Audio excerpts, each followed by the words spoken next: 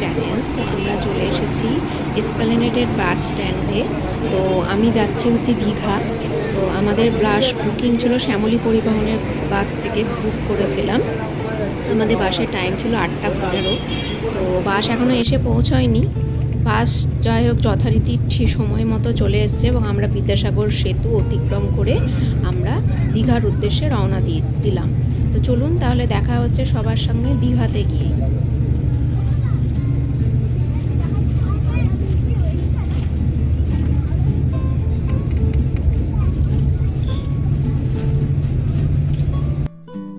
তো ফাইনালি আমরা দীঘাতে পৌঁছে গিয়েছি এবং আমি কিছুদিন আগে গিয়েছিলাম, তো তাই জগন্নাথ মন্দির তখনও উদ্বোধন হয়নি।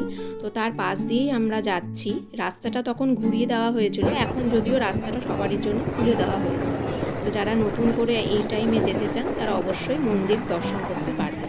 যদিও আমি যে টাইমে গিয়েছিলাম মন্দির উদ্বোধন যেহেতু হয়নি, সেহেতু আমি মন্দির দেখতে পাইনি, তাই ভিতরের দৃশ্য আপনাদেরকে দেখাতে পারছি না।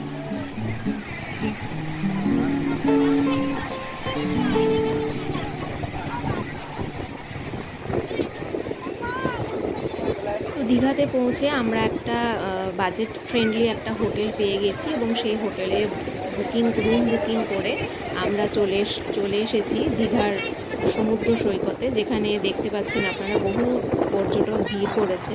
তো আমরাও চলে এসেছি। আমরা যেহেতু দুপুর করে দীঘাতে পৌঁছেছিলাম, তো সকালের সমুদ্র আমরা উপভোগ করতে যদিও পারিনি, তাই আমরা বিকেলবেলাতেই চলে এসেছি। এখন সূর্য যদিও অস্ত চলে গেছে, আকাশে চাঁদও উঠে গিয়েছে। তো বিকেলে দেখুন, বিকেলেও মানুষ ভিড় করেছেন দীঘাতে।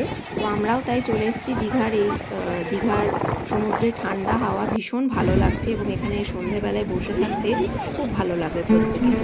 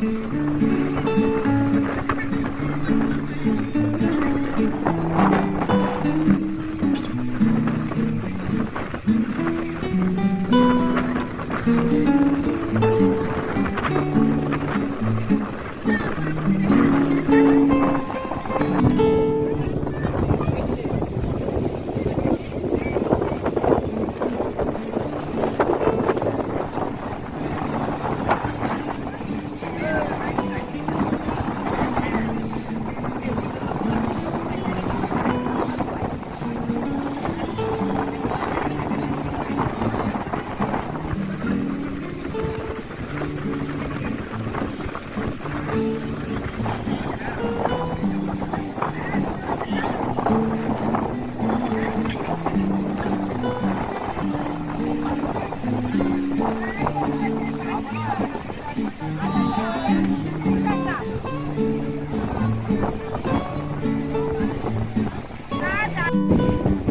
আমরা চলে এসেছি আবার দীঘার সমুদ্র সৈকতে সকালবেলা। এখন যদিও সকাল 8টা বাজছে, সকালে সূর্যোদয় যদিও দেখাতে পারলাম না আপনাদের, কারণ আমি নিজেও উঠতে পারিনি আসলে অত সকালে, তাই সকাল 8টাতেই এসেছি। এখন যদিও বিশেষ পর্যটকের ভিড় নেই, সমুদ্র বেশ উত্তাল ছিল সেদিনকে, এখনও পর্যটক এসে ভিড় করেনি। আশা করা যায় যে একটু পরে হয়তো আরও ভিড় হবে।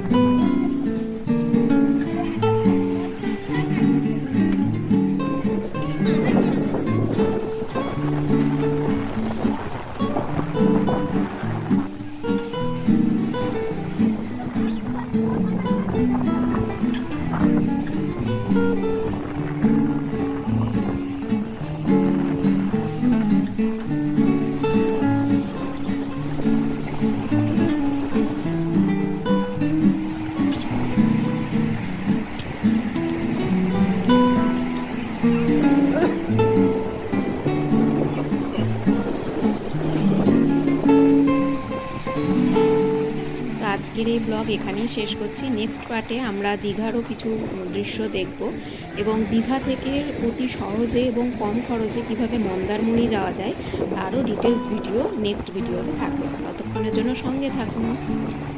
ধন্যবাদ।